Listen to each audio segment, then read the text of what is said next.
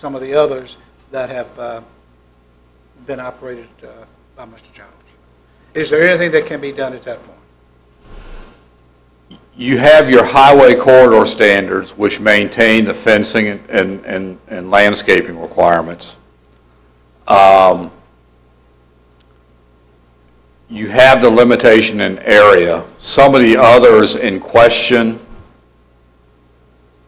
were pre-existing operations. Pre-zoning. I understand that. So we did not have any regulatory authority over those uses.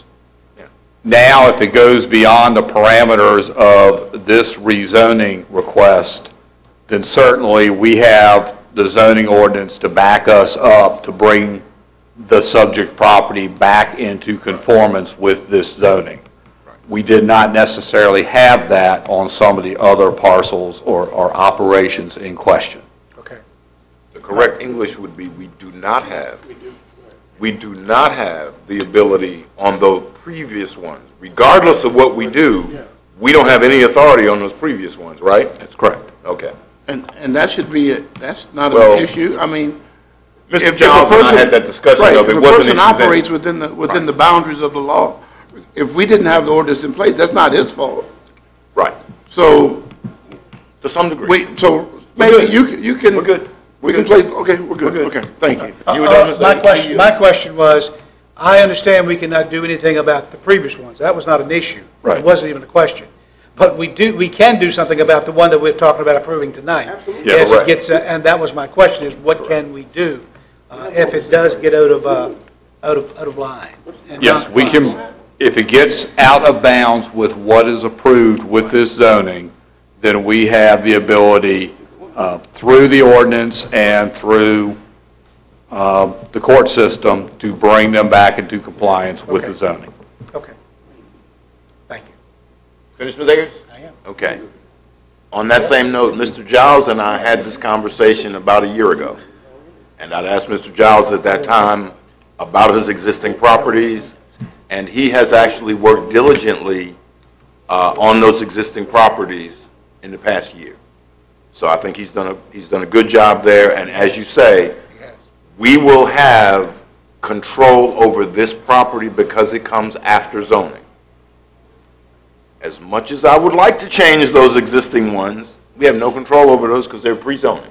Right. So on that note, I'm going to ask for a motion to approve Mr. Giles' property so that he can move forward with his tow operation, get off of 207 and go up to Route 1. Mr. Chairman. That's what he wants to do. Go ahead. Go ahead. Mr. Chairman, I'd make a motion that we approve the special exception. Rezoning. Rezoning, excuse me. 06-2013. Yes. Second? Second. Motion made by Mr. Underwood, seconded by Mr. Seeley. Discussion. All those in favor say aye. Aye. All those in favor say no, or all opposed say no. Motion carries unanimously. Mr. Taylor's not here. Congratulations. We'll be looking at you. Have a great day. Mr. Fincham, going back to special exception 05-2010 for Mr. Bowserman, proposed use campground. We have advertised this public hearing. Yes, sir. So we're going to hold this public hearing. Probably Mr. Bowserman is one of the few people here, but Mr. Bowserman has sent the county a letter asking for this to be deferred. That you have. Yes, sir. Okay.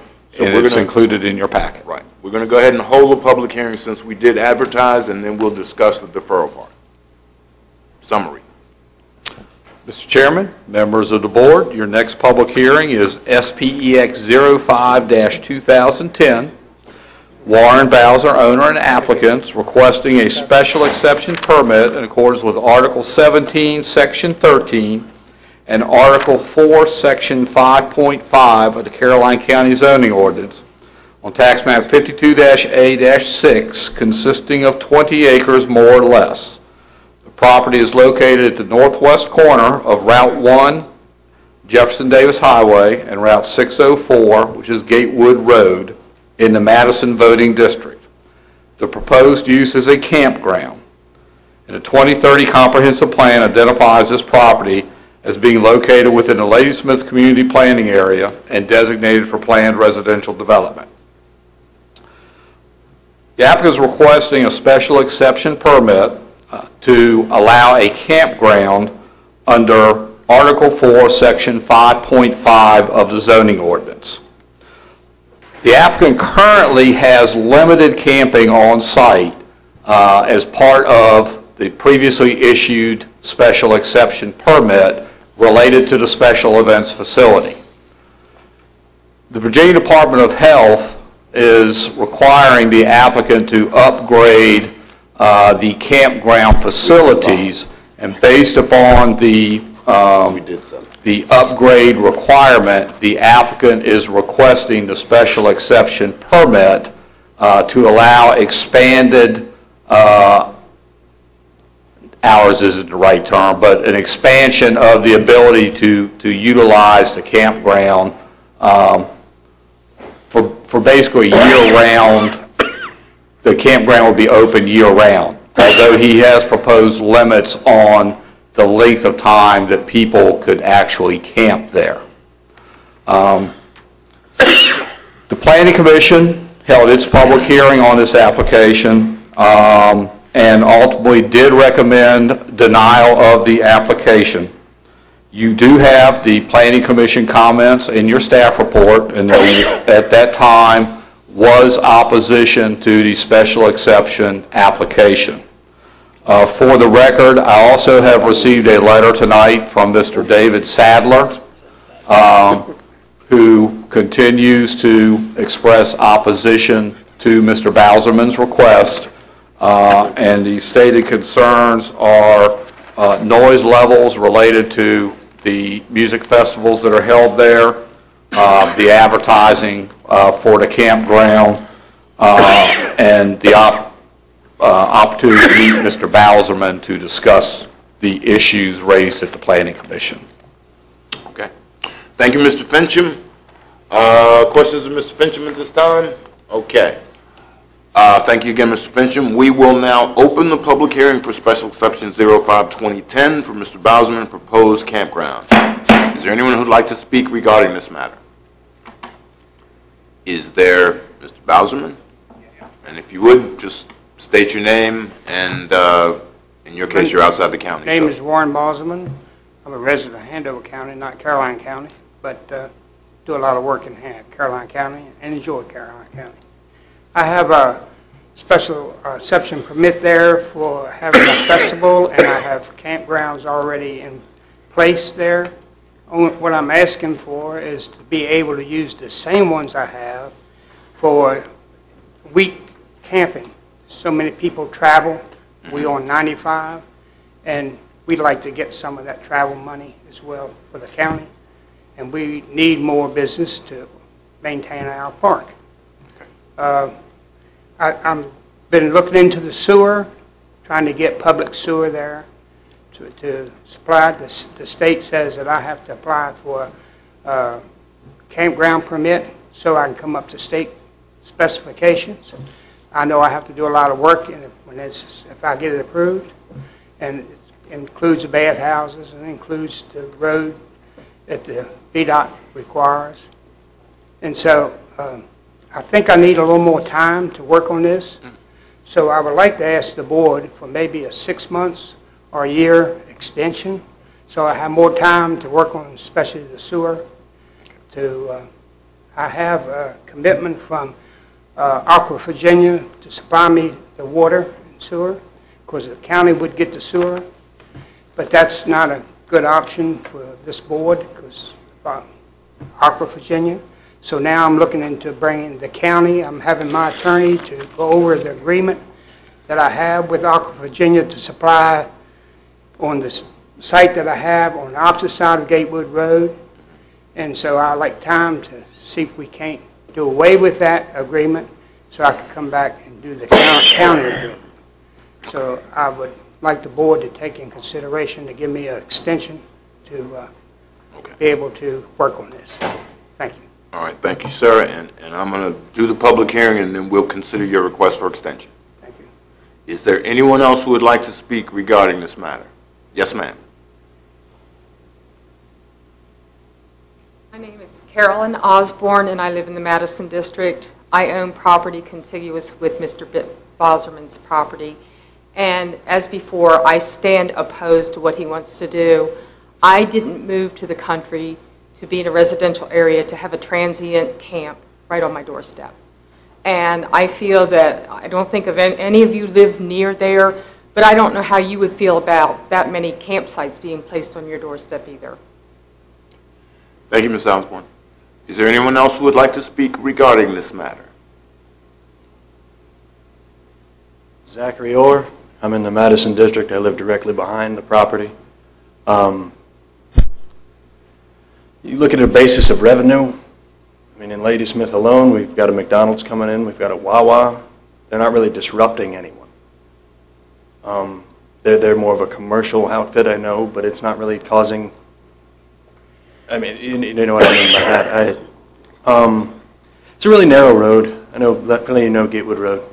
I've lived there my whole life. You get an RV coming around a corner, all of a sudden they're going to clip my wife in her car with my kids. Bigger fish. I don't know, American capitalist comes to mind for me. One person's gain, you know, for a lot of people's loss. You know, thank you. Thank you, Mr. Orr. Is there anyone else who would like to speak regarding this matter? Is there anyone else who would like to speak regarding this matter? Anyone else? Hearing none, we'll declare the public hearing to be closed. Mr. Akers, this is in the Madison district, and I believe you were the one who wanted to address the extension. Yes, I have met with Mr. Bosman. I've indicated to Mr. Bosman that I cannot support what he has asked for in this special exception request, but I did say to Mr. Bosman that I am willing to try to put together a meeting between the property owners in the area and Mr. Bosman and myself, and let's talk about, is there something that can be worked out. Now, I would certainly want staff, because I can tell you, Mr. Bosman, the water and sewer, and as I indicated to you when we met with you, that's an issue. I don't think the county is going to agree to allow Aqua Virginia to go outside of that service area and to create another service area, number one. Number two, I believe this is probably, it may be within the secondary growth area of the Ladysmith area, but if it is, it's certainly stretching the boundaries as far as the county running its water lines further out. But again, I am more than willing to try to work with you and the property owners in that area. And you're right, Mrs. Osborne, I don't live on the road, but I don't live very far from you.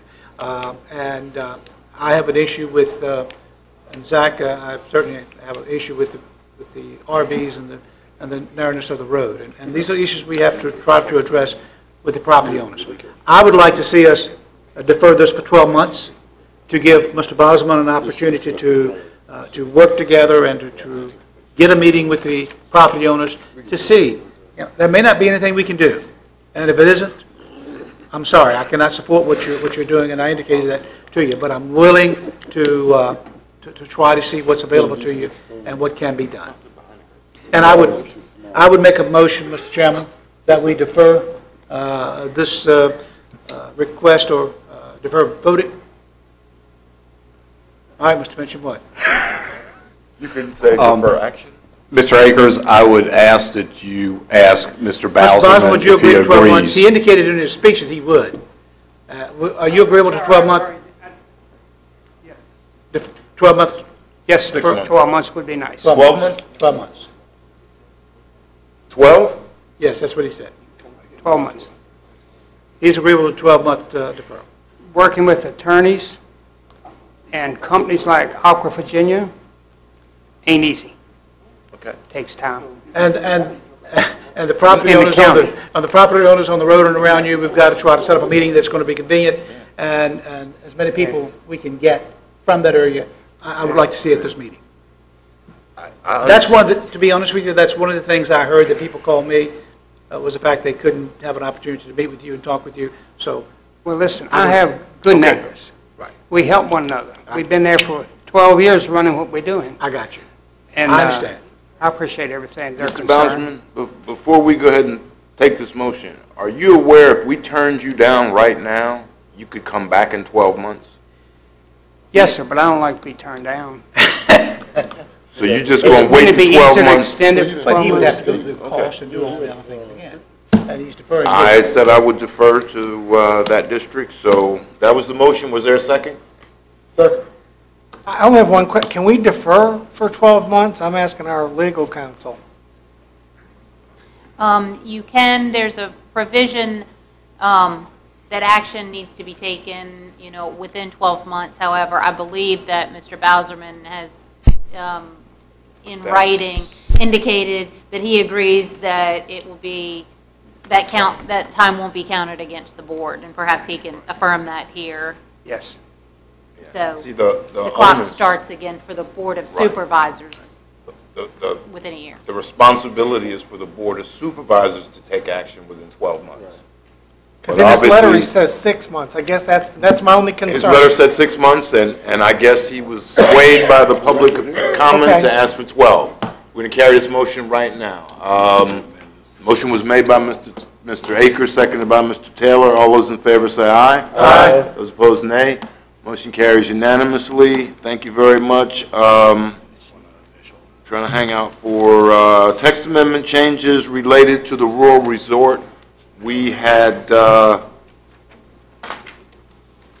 some differences with the rural resort text amendments at our last meeting, and we wanted to bring those back to see specifically, and we're talking about text amendments, definitions of a rural resort, and things that go that way.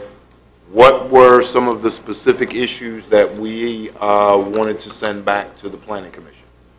Mr. Chairman, I think I asked to have it come back to the board. My concern was that we closed all the way that's written at this time, if I'm not mistaken, it closes the county from all rural resort based on our last vote. Was that correct? If we turned down the definition of rural resort, Right. so theoretically there could be no rural resorts. Correct. So I'd maybe like to see it, them take a second look at it to see if it didn't have to be so definitive, I guess. Refined And- definitions. Or for the whole county. Or, I'm not sure they can do that, but certainly I wouldn't want to kill it, Mr. Finch. I just want to see if there's a possibility that we could maybe place some limitations that would give us an opportunity, maybe in other parts of the county, if we so desire to look at that. That was my thought. Can I make a friendly suggestion? Sure. How about a 1-mile boundary away from Fort A.P. Hill? A 1-mile boundary away from. Nothing 40 within kilometers. 1 mile of Fort A.P. Hill for a rural resort. Nothing can, the property can't be a mile, or the actual Has to, resort? the resort has to be a mile from Fort away? A.P. Hill.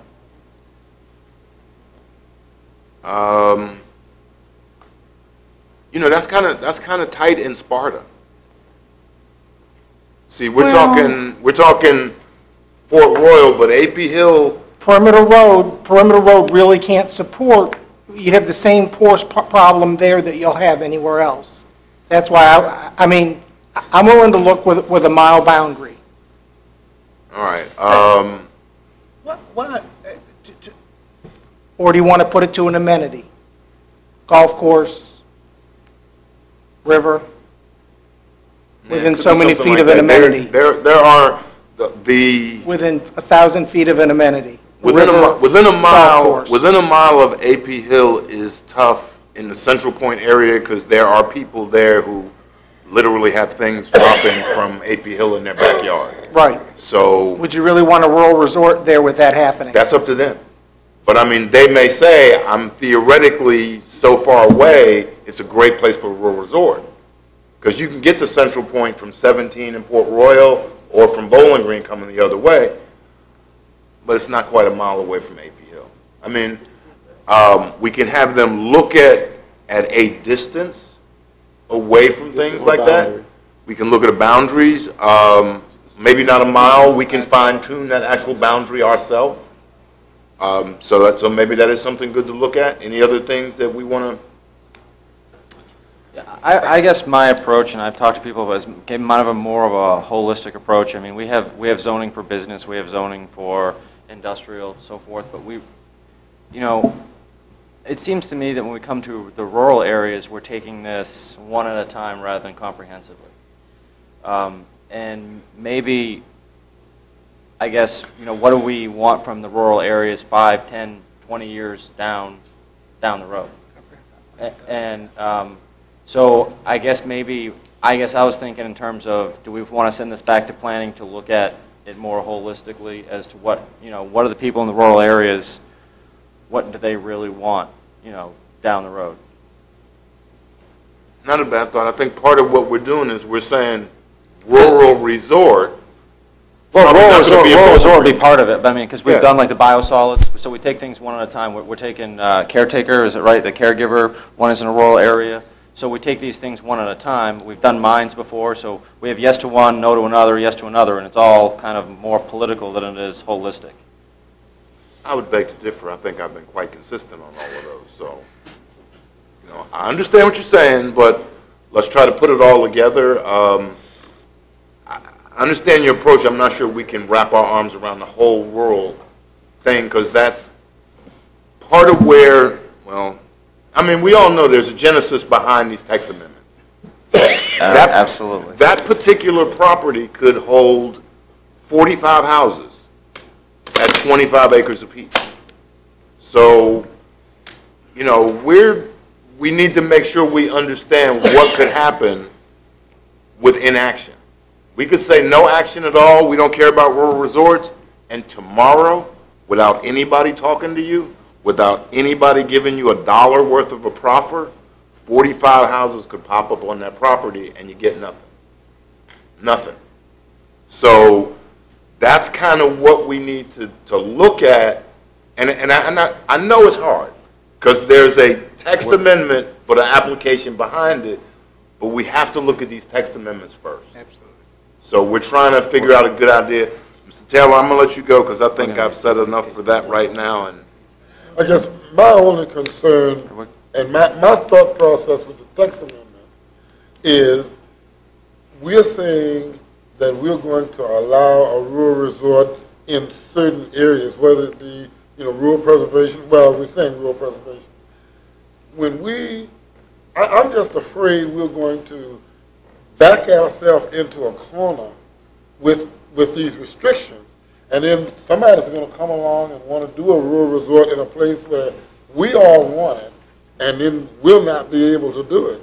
Whereas if you approve the text amendment, you don't have to approve a single rural resort at all. Each one's a special exception. Each one's a special exception. And I would just think that it would be far easier to put the limitations on the special exception. When I come to you with a rural resort that I want on 17, if you will, if there are things about Moss Neck that you don't want a rural resort in, then don't approve it. But I don't think that you ought to place specific limitations all over the county simply because you may be concerned that this rural resort might end up, in Sparta, and you don't want it in Sparta. It's a special exception. When the application comes, it's a special exception.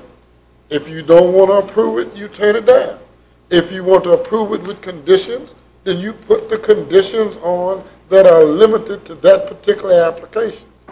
But I just don't see why you have to limit the text amendment so much, because the text amendment is a general definition.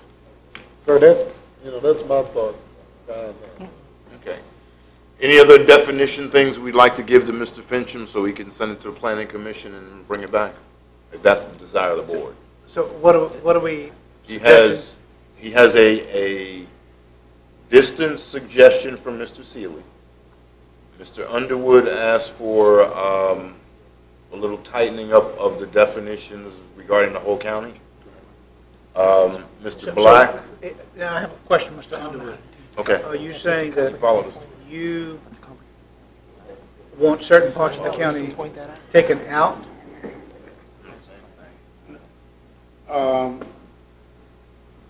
I just didn't want to limit, the whole county from being, parts of the county from being considered. Well, Based on the other the amendment language. did not do that.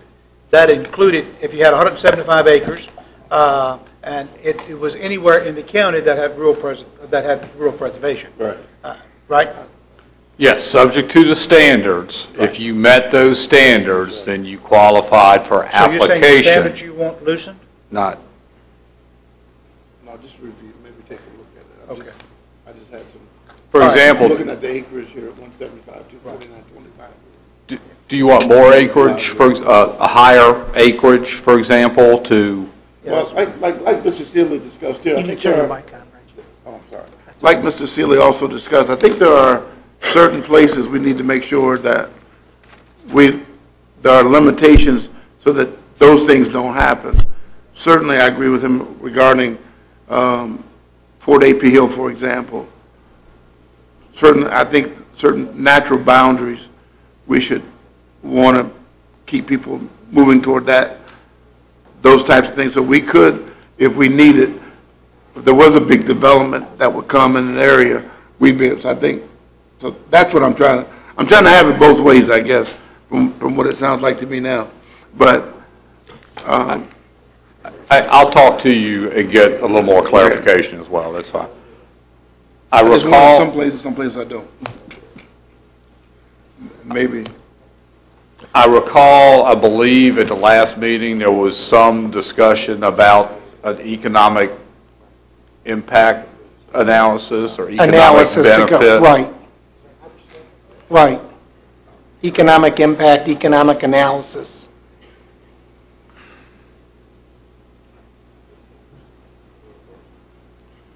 Okay. Are you finished, Mr. Black? Did you want to? I guess whether we do this individual or several, I really do believe, once again, that you need to look at, because it seems to be we're doing stuff in rural areas very piecemeal. It seems to me a lot of the rural areas is piecemeal. When McDonald's wants to come into Ladysmith, no problem, it's in the area it's supposed to be. But then, everything in the rural areas that's not designed for it or whatever, we do it piecemeal. So I really would like to, with the Planning Commission, some sort of long-term, and I know you have different boards, but something longer term that we can kind of sit down and say, what do we want? And get the people in the rural areas. Get the people's input in rural areas. What do they want? What don't they want? We can keep this out of it. That's fine, rural resource. But I think down the road, there's always going to be something coming to those rural areas. What do we want in those rural areas? And I understand the comprehensive plan is supposed to address that, but, so, thank you. Ms. Akers, did you? I'm sorry. Let's just see what planning comes back with. Okay, and I guess that's probably what we need to do, just take into account those things that were said, and see what planning comes back with, and we'll go on from there. Okay? Okay? Good? Okay. Yeah. Perfect. We got it back to planning? Yeah. Thank you very much. Mr. Fincham, we would be going back to our proposed policy on expedited public hearing requests? Were we finished? Understanding you made the motion at the last meeting to bring this matter back up for consideration, do we need to make another motion tonight to specifically refer? Yes, thank you. To specifically The refer items. to, gentlemen, we'll need a motion to specifically refer the text amendment for rural resorts back to the Planning Commission with the changes we discussed with Mr. Fincham this evening. I make a motion, we send rural resorts back to planning with the board's comments. Second. Second. Discussion. All in favor, say aye. Aye. All opposed, nay. Thank you. That motion carries unanimously. Thank you, Mr. Fincham, for the reminder, and come back and talk about proposed policy for expedited public hearings. Or, before you do, does the board really want to consider doing this? Because they basically all are economic development issues or things that the board wants. I think you should have some kind of extra fee if it's expedited, but I Mr. don't Chairman, see I don't they'd all disagree be with expedited. special fee, but we may get some pushback from that. 'Cause You don't disagree? I know, I agree that You agree? that's probably. But if we're trying, if we're saying that we would do that. And you're right. You can't have cake and eat it too. Absolutely. So, Unfortunately, well, that's not the way it works. Actually, I hated that saying. I always, if I had the cake, I wanted to eat it. But Yeah. the reality is, we are going to more than likely be Violate. pushing the expedited public hearing from the board perspective or economic development perspective. So we do have the fee as paying the extra, whatever the extra charge is for advertising.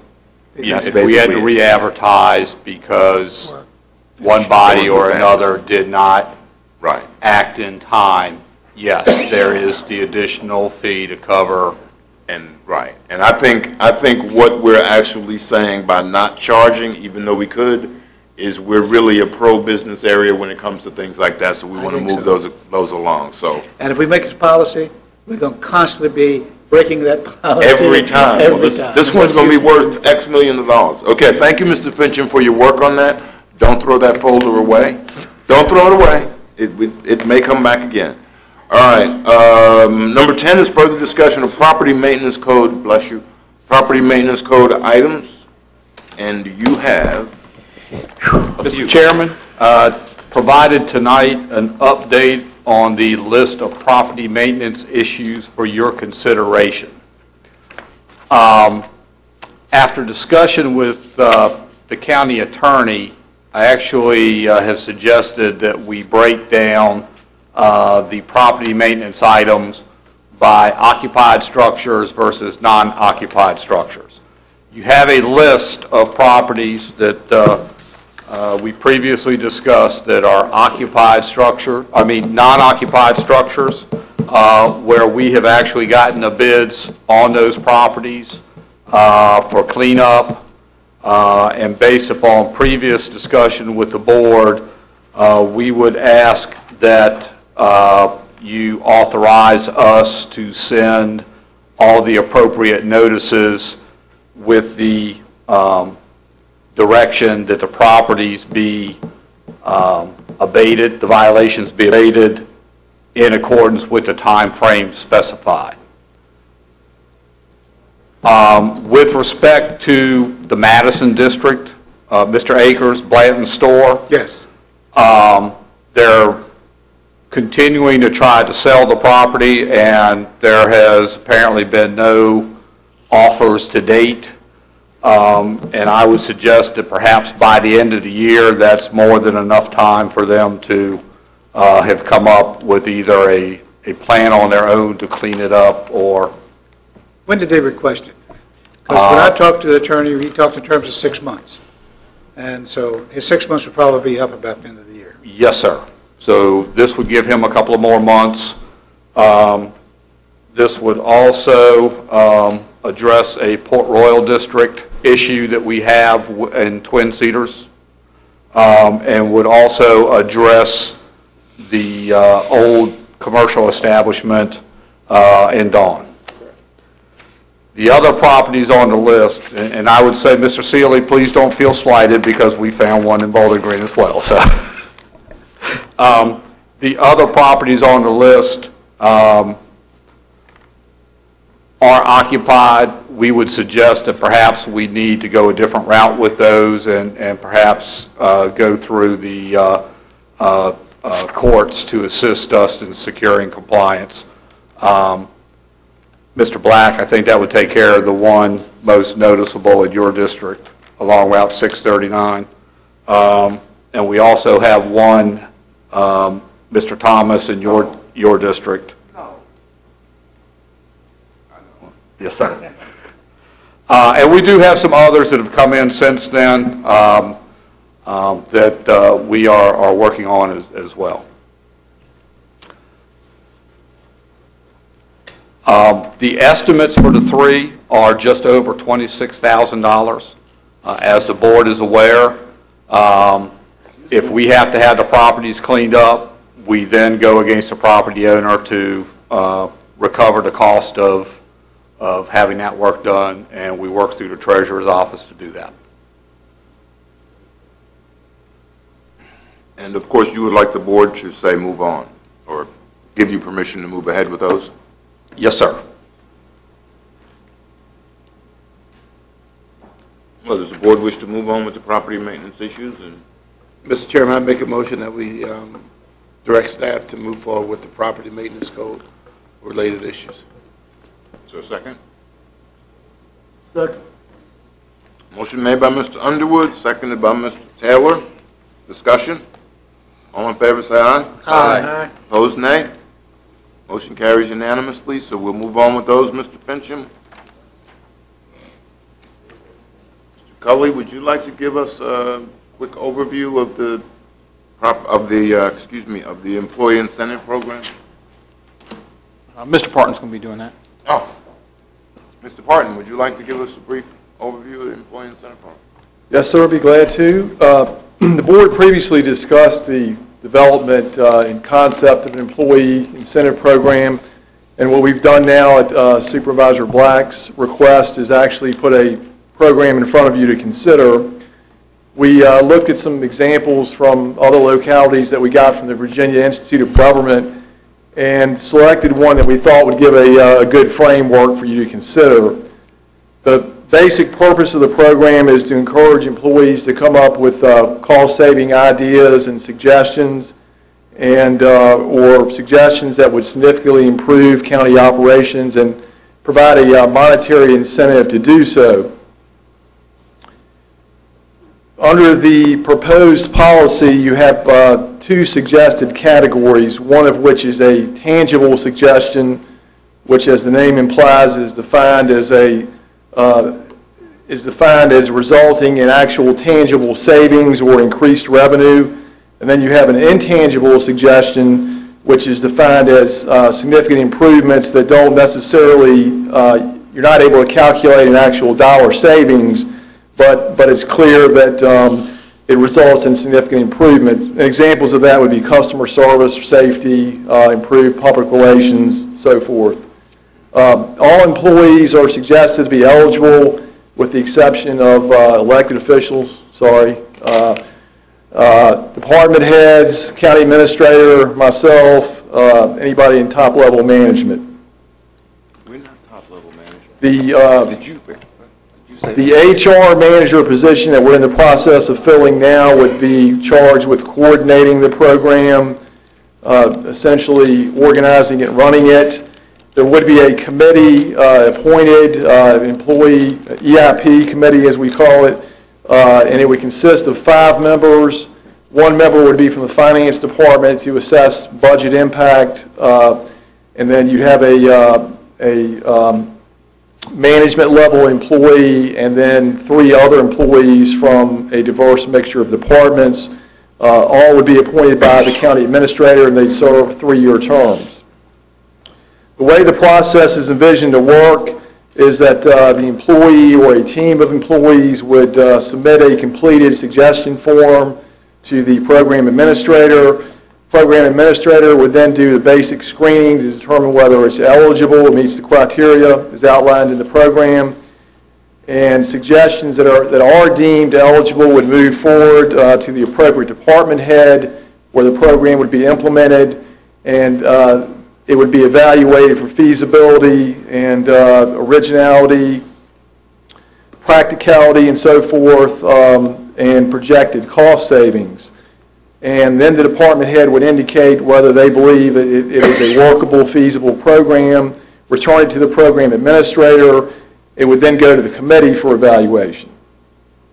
And if the committee deems that it's an eligible suggestion for award, it would be forwarded to the county administrator for approval. The amount of the awards, and this is just a starting point for a suggestion.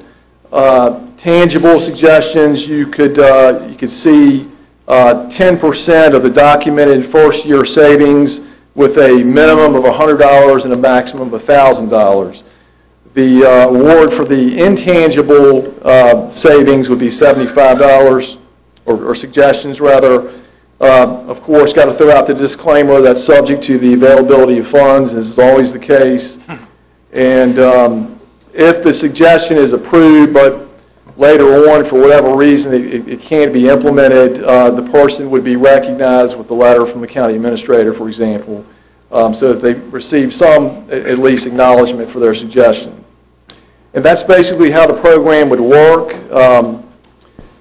That's what's before the board for consideration, and would welcome any questions. Thank you, Mr. Parton. I think we've discussed something like this for quite some time, and I'm going to compliment Mr. Black and staff for working through something for the first wave. And although we talked about maybe 10% of whatever they say, it could have been $10,000, $20,000. I think we've limited the impact, but still provided an incentive.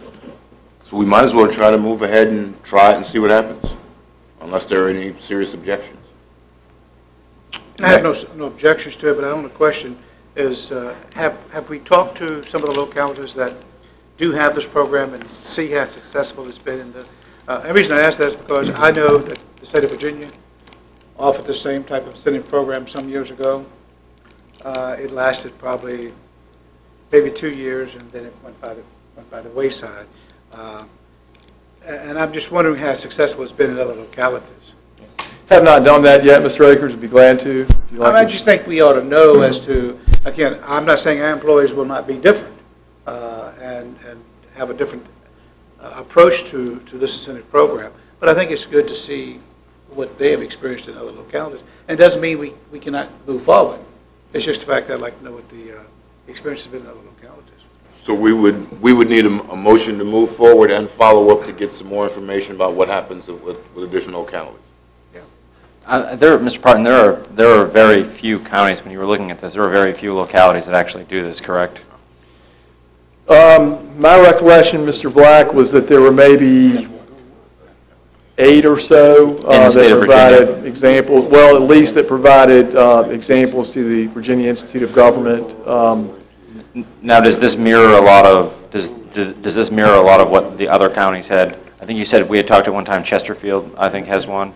That was an example. They varied. They all had the basic general concept, but this particular policy that we used as a model, I believe, was from the city of Portsmouth. But there were several others as well. Now, do you know as far as these how long they've been in place? I do not know. I'd be glad to find that out. Okay. Thank you. Was that the motion to move forward and see what other localities are doing at the same time? Mr. Chairman, I'll be honest with you. If this thing needs to be changed, we can always come back and change it. Yes. Correct? Yes. So I'd like to make the motion that we actually move forward to adopt this policy and provide additional information to the board on how it works in other localities. Yes, absolutely. Okay. Second. Okay, motion made by Mr. Black, seconded by Mr. Seeley. Discussion. All those in favor say aye. Aye. Somebody over here say aye. All opposed, nay? Okay, motion carries unanimously. Is that you? Somebody over here said aye. Okay, maybe it's late. Okay, let's time to go. All right, we're new business. Groundwater exploration and development. I have to have action on that one, Mr. Do I need action right now on this one? We don't have to. We're trying to get ahead of the curve of the governor signing the new law into effect for the groundwater management area so we can put a few holes in the ground without having to wait up to a year to drill wells. Right. That may be a good idea. Let's get ahead of the curve. Tonight there's a proposal from you from Golder & Associates to do some hydrological consulting services for us. In the day you used to say this is a good spot to drill a well, or you used little witching sticks, and when they crossed you said here we're going to drill a well. We've got a lot better technology that's been proven to be able to find groundwater a lot more feasible than it used to be. ERI testing, the electrical resistivity imaging, where they actually put a line across the ground, they charge it with a battery and send electricity into the ground, and it takes an image of that. And you're able to find areas that have large volumes of water in the ground that we're able to tap into. This proposal is for Golder & Associates to perform those in specific areas that we've identified, looking at different maps, looking at different fractures that you can see from the maps, and places that are close to our water lines as well as our sewer lines, to be able to make it so that when we do develop that well, it'll be cost feasible. If we have to treat it, we're close to sewer to be able to dispose of the backwash. We're close to our water line, so it will not cost us a significant amount of money to make connections.